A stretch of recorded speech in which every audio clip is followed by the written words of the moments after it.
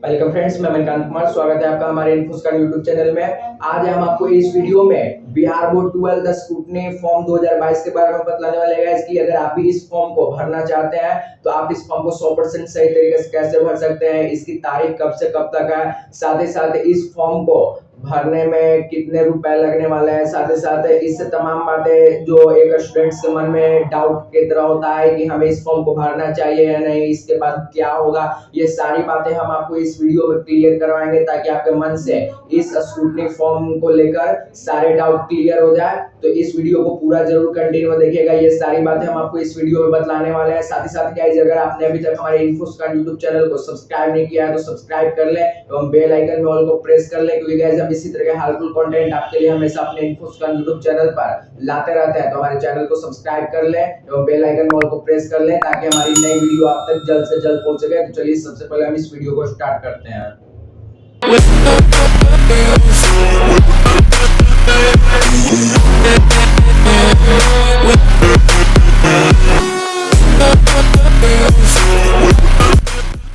Guys, सबसे पहले हम बात करते हैं इस 12th स्क्रूटनी फॉर्म 2022 के कि यह फॉर्म कब से कब तक भरा जाएगा, साथ ही साथ इसका चेक का डेट कब से कब तक है, ये क्या है, ये सारी बातें हम आपको इस वीडियो में बताएंगे। तो गाइस, सबसे पहले हम आपको बतला दें कि ये जो स्क्रूटनी फॉर्म है इसका जो भरने का ऑनलाइन करने का डेट चालू हो रहा है वो 23 मार्च से चालू हो रहा है और 30 मार्च तक इसका लास्ट डेट है, यानी कि आप 23 मार्च से 30 मार्च तक आप इस स्क्रूटनी फॉर्म को आवेदन कर सकते हैं। साथ ही साथ गाइस, इसमें आपको पर सब्जेक्ट 70 रुपया आपको लगने वाला है और साथ ही साथ गाइस, जब आप इसके पेमेंट मोड में जाते हैं पेमेंट करने तो 11 रुपया आपको बिहार बोर्ड जीएसटी लगाता है। तो टोटल रूप से कहें तो एक सब्जेक्ट का आपको 81 रुपया लगने वाला है। उसके हिसाब से आप जितने भी सब्जेक्ट का स्क्रूटनी करवाएंगे उतना आपको लगेगा। 81 रुपया के हिसाब से आप अपना कैलकुलेट कर लीजिएगा। तो इस तरह से गाइस इतना आपको लगने वाला है। साथ ही साथ गाइस, आपको जब भी आप आवेदन करेंगे इस स्क्रूटनी फॉर्म में तो 30 मार्च के बाद 1 अप्रैल से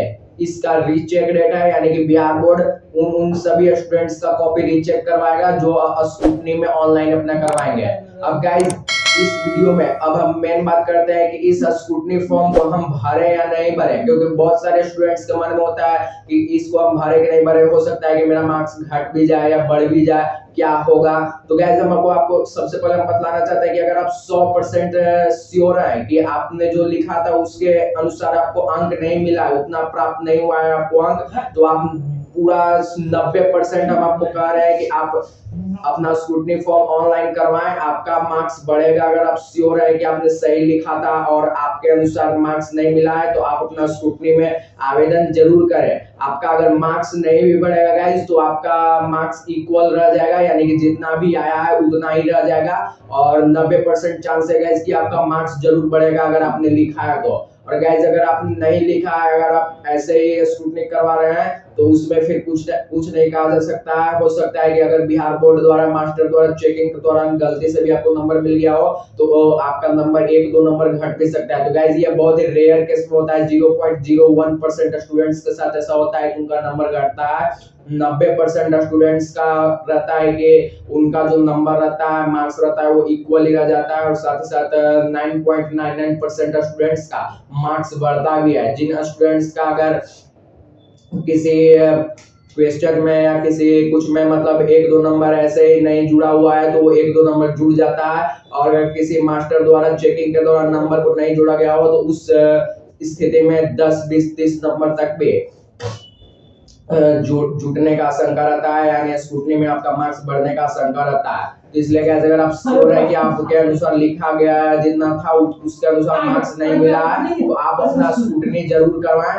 और अगर आपका मार्क्स नहीं भी बढ़ेगा तो मतलब बढ़ेगा भी नहीं तो आपका घटेगा भी नहीं, इक्वल ही रह जाएगा। तो इसलिए आप अपना स्क्रूटनी जरूर करवाएं। सिर्फ आपका पैसा जो होगा 81 रुपया पर सब्जेक्ट के हिसाब से जितना आप करवाइएगा वो बस आपका पैसा इन्वेस्ट होगा। अगर आपका मार्क्स बढ़ेगा तो गाइस वो पैसा भी आपका सही जगह पर उपयोग हो जाएगा। अब गाइस, चलिए सबसे पहले हम अपने लैपटॉप के स्क्रीन पर चलते हैं और वहां हम आपको स्टेप बाय स्टेप सिखाते हैं कि आप कैसे इस स्क्रूटनी में आवेदन कर सकते हैं।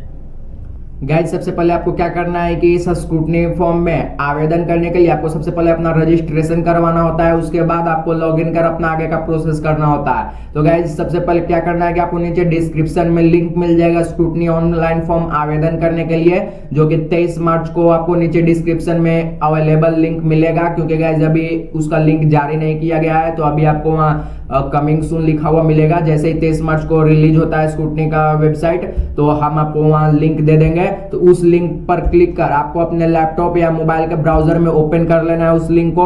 उस लिंक को ओपन करने के बाद गाइज फिर आपके सामने कुछ इस तरह का इंटरफेस आएगा। तो उसमें गाइज आपको क्या करना है कि सबसे पहले अपना रजिस्ट्रेशन कर लेना है। गाइज रजिस्ट्रेशन में आपको क्या करना है कि आपको सामने यहाँ मिलेगा न्यू रजिस्ट्रेशन पैनल का आपको एक बॉक्स मिलेगा।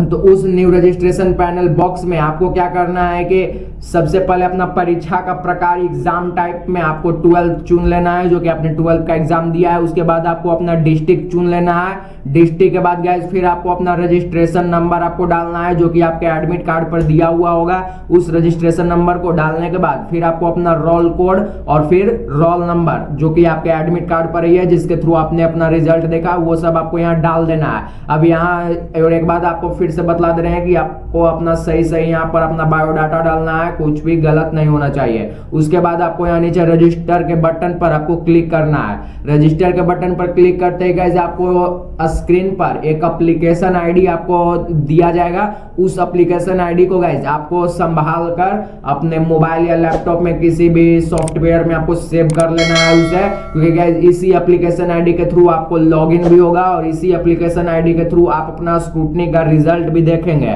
तो गाइस इसलिए यह जो एप्लीकेशन आईडी है बहुत ही इंपॉर्टेंट है, तो इसको आपको संभाल कर रख लेना है। अब उसके बाद फिर से गाइस आपको फिर से क्या करना है कि नीचे डिस्क्रिप्शन में आपको लॉगिन का लिंक मिलेगा स्क्रूटनी का, वो भी आपको 23 मार्च को अवेलेबल मिलेगा। तो उस लिंक को आपको ओपन करना है। उस लिंक पर क्लिक करने के बाद आपको कुछ जो हमें यहाँ स्क्रीन पर दिखला रहे हैं उस तरह का इंटरफेस दिखेगा। उसमें आपको already registered user panel box मिलेगा। तो उस बॉक्स में आपको अपना एप्लीकेशन आईडी डालना है, जो कि आपने रजिस्ट्रेशन करते वक्त आपको स्क्रीन पर मिला था। उसके बाद रजिस्ट्रेशन नंबर डालना है, जो कि आपने रजिस्ट्रेशन करते वक्त अपना रजिस्ट्रेशन नंबर डाला था, जो कि आपके एडमिट कार्ड पर था। तो इन दोनों एप्लीकेशन आईडी और रजिस्ट्रेशन नंबर को डालने के बाद गाइस आपको नीचे लॉगिन का बटन दिखेगा। उस लॉगिन के बटन पर आपको क्लिक कर देना है। इतना लॉगिन करने के बाद गाइस अब आपको क्या करना होता है कि लॉगिन करने के बाद आपको सारा बायोडाटा आपका दिखने लगता है स्क्रीन पर। तो उसके बाद आपको जिस सब्जेक्ट का आपको स्क्रूटनी करवाना होता है, यानी कि लगता है कि इस विषय में हमारा जो नाम लिखे थे उसके अनुसार मार्क्स नहीं आया है, तो उस विषय को आप सेलेक्ट कर स्क्रूटनी कर सकते हैं। वो नेक्स्ट का आपको बटन मिल जाता है, उसको सेलेक्ट करने के बाद उस पर क्लिक कर आप आगे बढ़ सकते हैं और फिर अपना पेमेंट कर अपना सारा जो स्क्रूटनी का फॉर्म है उसको सबमिट कर सकते हैं। उसके बाद आपको कुछ नहीं करना होता है। उसके बाद सिर्फ आपको रिजल्ट का इंतजार करना है। रिजल्ट में फिर आपको पता चलेगा कि आपका मार्क्स बढ़ता है या घटता है या फिर इक्वल रह जाता है। तो गाइस जिस तरह से आप समझ चुके होंगे कि आप इस 12th स्क्रूटनी फॉर्म 2022 को कैसे आवेदन कर सकते हैं। एक बार फिर हम आपको बता दे रहे हैं कि 23 मार्च से जैसे ही आवेदन चालू होता है हम आपको उसका लिंक नीचे डिस्क्रिप्शन में दे देंगे, जिसके थ्रू आप क्लिक कर आप डायरेक्ट अपना रजिस्ट्रेशन कर सकते हैं। और रजिस्ट्रेशन के बाद आप लॉगिन करने के बाद आप अपना सारा प्रोसेस आप उसमें कर सकते हैं। गाइस यदि आपको यह वीडियो पसंद आया हो तो इसे लाइक शेयर जरूर करिएगा, ताकि दूसरे स्टूडेंट्स को भी इस वीडियो के थ्रू हेल्प मिल सके। यदि आपको यह जानकारी अच्छी लगी हो तो लाइक करिएगा, कमेंट करिएगा और हमारे चैनल को सब्सक्राइब करना मत भूलिएगा, क्योंकि हम इसी तरह के हेल्पफुल कंटेंट आपके लिए हमेशा यूट्यूब चैनल पर लाते रहते हैं। और साथ ही साथ बेल आइकन को प्रेस कर लीजिएगा, ताकि हमारी नई वीडियो आप तक जल्द से जल्द पहुंच सके।